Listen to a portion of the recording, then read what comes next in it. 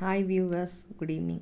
இன்றைக்கி உலக பெண்களுக்கெல்லாம் ஒரு ரோல் மாடலாக இருக்கிற ஒருத்தவங்களோட ஸ்டோரியை தான் உங்களுக்கு சொல்ல போகிறேன்.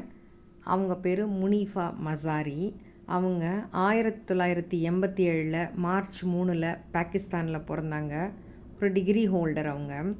அவங்களோட 18 வயதில் அவங்க அம்மா அப்பா அவங்களுக்கு கல்யாணம் பண்ணி வச்சாங்க. கல்யாண வாழ்க்கை அவ்வளவு ஒன்றும் சிறப்பாக இல்லை அப்படின்னு அவங்க சொல்கிறாங்க. 2007 கணவரோட சொந்த ஊருக்கு பயணம் செஞ்சுக்கிட்டு இருக்கும்போது டிரைவர் தூங்கி விழுந்ததுனால கார் தாறுமாறாக ஓட ஆரம்பிச்சிச்சு. இந்த நிலைமையை புரிஞ்சு கொண்டு அவங்களோட கணவர் என்ன பண்ணார், கார் கதவை திறந்து தப்பிச்சு குதிச்சு ஓடி போயிட்டார். இவங்க அசந்து தூங்கிட்டதுனால பள்ளத்தாக்கில் விழுந்துட்டாங்க, காரோடு சேர்ந்து உருண்டுட்டாங்க. அப்போது என்ன ஆச்சு அப்படின்னா, இவங்களோட முதுகு தண்டுவடம் சிதைஞ்சிடுச்சு, கால் எலும்பு பூரா சிதைஞ்சிடுச்சு. ரத்த வெள்ளத்தில் இவங்க கடந்திருக்காங்க. யாரோ அந்த பக்கமாக வந்த சிலர் இவரை காப்பாற்றி ஆம்புலன்ஸுக்கு ஃபோன் பண்ணி வர வச்சா ஆம்புலன்ஸும் வரலை. அதுக்கப்புறம் இவங்களை ஒரு ஜீப்லேயே ஏற்றிக்கிட்டு போய் அருகில் உள்ள மருத்துவமனையில் சேர்த்துருக்காங்க. அங்கே இவங்க உடனே இறந்து விடுவார்கள் அப்படின்னு சொல்லிட்டாங்க. அதுக்கப்புறம் இவங்க பெற்றோர்களுக்கு ஃபோன் பண்ணி அவங்கள வர சொல்லி அதுக்கப்புறம் கராச்சி அப்படின்ற ஊரில் ஒரு பெரிய மருத்துவமனையில் அவங்க பேரண்ட்ஸ் வந்து அங்கே கொண்டு போய் சேர்த்த உடனே அவங்க என்ன பண்ணிட்டாங்க, சில பல ஆப்ரேஷன்லாம் பண்ணி, ஏன்னா எல்லா இடமும் ஒடிஞ்சு நசுங்கி போயிருக்கேன், எல்லா ஆப்ரேஷனும் பண்ணி இவங்கள தேற்றி கொண்டு வந்துட்டாங்க. ஆனால் கால்கள் சிதைந்து போயிடுச்சு, முதுகு தண்டுவடம் உடைஞ்சது, இவங்களால் கொஞ்சம் நேரத்துக்கு மேலே உட்கார முடியாது அந்த ஒரு ஸ்டேஜில். ஆனால் உயிரோட மட்டும் கொண்டு வந்துட்டாங்க. கொண்டு வந்து இவங்க பேரண்ட்ஸ் கிட்ட ஒப்படைச்சிட்டாங்க.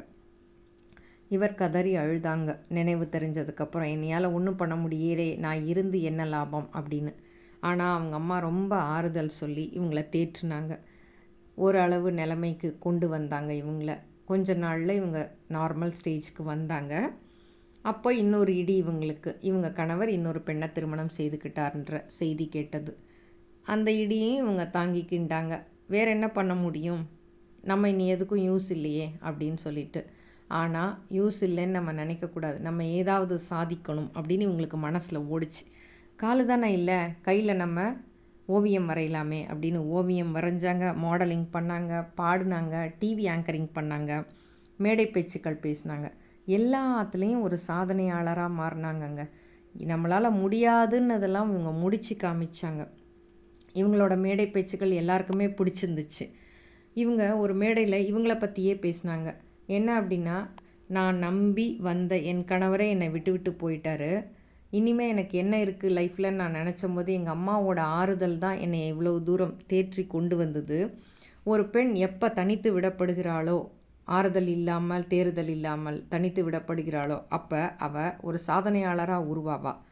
அதுக்கு எக்ஸாம்பிள் நானே அப்படின்னு சொல்லி அவங்க சொல்கிறாங்க. நம்மளால் முடியாது அப்படின்ற வார்த்தை வாயிலேருந்து கூட வரக்கூடாது, முடியும், சாதிச்சு காமிக்கணும், நம் தோற்றுவிட்டோம் அப்படிங்கிறது ஒரு வார்த்தையில் கூட சொல்லக்கூடாது, பெண்கள் தோற்கவே கூடாது அப்படின்னு சொல்லி இவங்க பேசுகிறாங்க. அந்த மேடை பேச்சு நிறைய பேருக்கு ரொம்ப பிடிச்சிருந்தது. இவங்கள இன்ஸ்பிரேஷனாக எடுத்துக்கிட்டு நிறைய பேர் முன்னேறினாங்க. அது இவங்களுக்கு ஒரு டேர்னிங் பாயிண்ட்டாக அமைஞ்சிச்சு.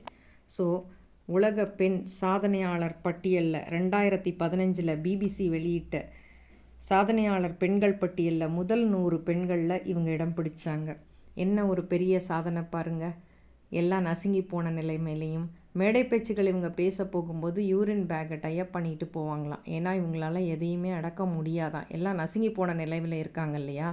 இந்த மாதிரியெல்லாம் இருந்து இவங்க சாதிச்சிருக்காங்கங்க. இவங்களுக்கு ஒரு பெரிய கிளாப் தான் நம்ம கொடுக்கணும் இல்லையா. ஏன்னா நம்மளுக்கெல்லாமும் ஒரு இன்ஸ்பிரேஷனாக இருக்கிறாங்க.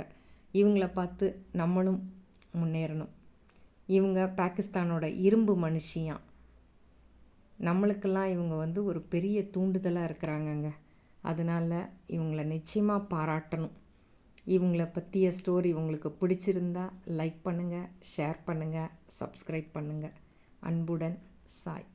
மீண்டும் நெக்ஸ்ட் வீடியோவில் நல்ல ஸ்டோரியோடு சந்திக்கிறேன். இது கதை அல்ல, நிஜம்.